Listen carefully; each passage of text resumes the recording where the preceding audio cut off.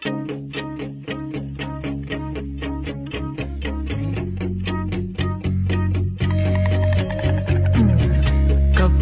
di mo na kaya at ang mundo'y mabigat, bawat pintig ng puso mo'y nalulunod sa sakit.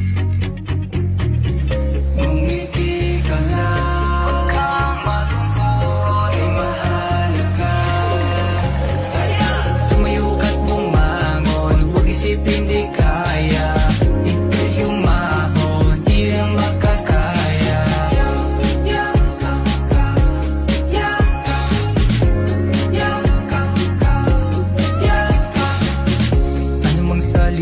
Ang ibato nila sa'yo, marami man namang husga sa loob ng social media mo. Huwag mo silang pansinin.